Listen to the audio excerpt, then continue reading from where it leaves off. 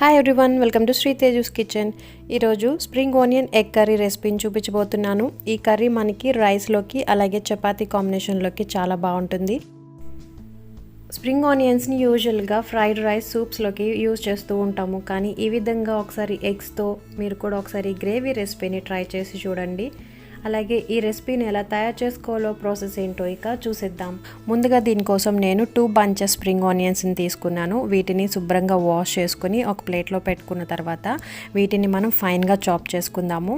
ఇలా మనకి spring ఆనియన్స్కి route parts ఉంటాయి కదా, దీనికి 3 ఇంచెస్ పై వరకు కూడా ఈ రూట్స్ని మొత్తం కట్ చేసుకోవాలి. ఇలా కట్ చేసుకున్న తర్వాత ఈ గ్రీన్ పార్ట్స్ని ఫైన్గా చిన్నగా తరిగి పెట్టుకోవాలి.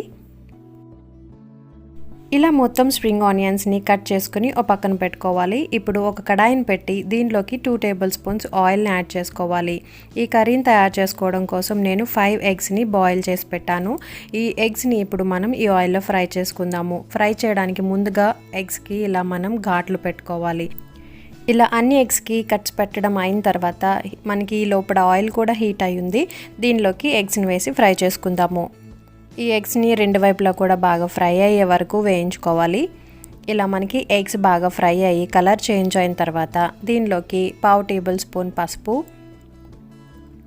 1/2 టేబుల్ స్పూన్ సాల్ట్, అలాగే ఒక 1/2 టేబుల్ స్పూన్ రెడ్ చిల్లీ పౌడర్ని వేసి ఈ స్పైసెస్లోకి ఎగ్స్ని మరొక 30 సెకండ్స్ పాటు ఫ్రై చేసుకుని ఒక బౌల్లోకి తీసుకుని పక్కన పెట్టుకోవాలి.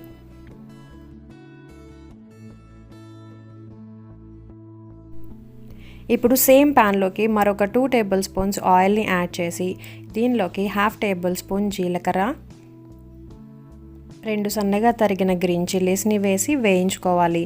ఈ 2 బాగా వేగిన తర్వాత 2 మీడియం సైజు ఆనియన్స్ని ఇలా సన్నగా తరిగి యాడ్ చేయాలి.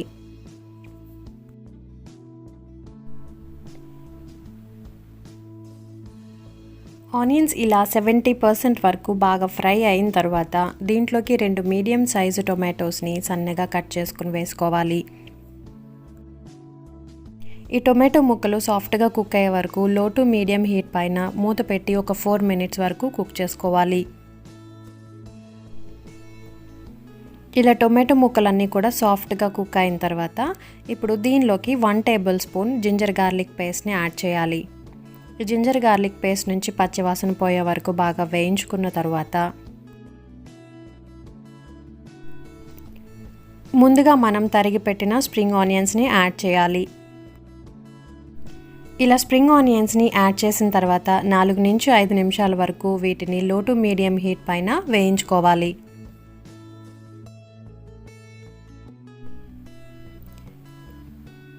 ఇలా స్ప్రింగ్ ఆనియన్స్ బాగా మగ్గిన తర్వాత ఇప్పుడు దీనిలోకి ముందుగా మనం వేయించి పెట్టుకున్న ఎగ్స్ని యాడ్ చేసుకుందాము. అలాగే దీనికి రుచికి సరిపడా సాల్ట్, 1/2 టేబుల్ స్పూన్ పసుపు, 1/2 table spoon red chilli powder, 1 table spoon ధనియాల పొడి, 1/2 టేబుల్ స్పూన్ వేయించి పొడి చేసిన జీలకర్ర.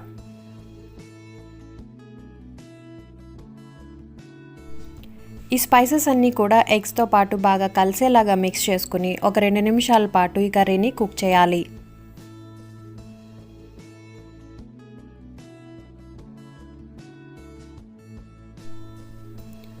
ఇలా బాగా మగ్గించిన తర్వాత దీనిలోకి 1/2 కప్ వాటర్ని యాడ్ చేయాలి. ఇలా వాటర్ని యాడ్ చేసిన తర్వాత కర్రీ అంతటిని బాగా కలుపుకుని మూత పెట్టి 4 నిమిషాల పాటు లో టు మీడియం హీట్ పైన అడుగు మాడకుండా మధ్య మధ్యలో కలుపుకుంటూ కుక్ చేసుకోవాలి. ఇలా 4 మినిట్స్ కుక్ చేసిన తర్వాత స్ప్రింగ్ ఆనియన్స్ బాగా కుక్ అయ్యి కర్రీ రెడీ అయి ఉంటుంది. ఇప్పుడు గ్యాస్ ఆఫ్ చేసుకుని ఒక సర్వింగ్ ప్లేట్లోకి తీసుకుంటే వేడి వేడి స్ప్రింగ్ ఆనియన్ కర్రీ మనకి రైస్లోకి చపాతీలోకి సర్వింగ్కి రెడీ అయిపోయినట్టే. ఈ కర్రీని మనం హాట్ రైస్లోకి చపాతీ కాంబినేషన్లోకి తిన్నట్లయితే టేస్ట్ చాలా బాగుంటుంది. మీరు కూడా ఈ రెసిపీని ఒకసారి ట్రై చేయండి. అలాగే మీకు ఈ రెసిపీ నచ్చినట్టయితే లైక్ చేయండి, మీ ఫ్రెండ్స్ అండ్ ఫ్యామిలీ మెంబర్స్తో షేర్ చేయండి. మన ఛానల్ ఎవరైనా ఫస్ట్ టైం విజిట్ చేస్తున్నట్టయితే ప్లీజ్ సబ్స్క్రైబ్ చేసుకుని పక్కనే ఉన్న బెల్ ఐకాన్ని క్లిక్ చేయండి. నేను పెట్టే ప్రతి వీడియో ఒక నోటిఫికేషన్ మీకు వస్తుంది. అలాగే మరిన్ని రెసిపీస్ కోసం మన ఛానల్ని విజిట్ చేస్తూ ఉండండి. Thank you for watching.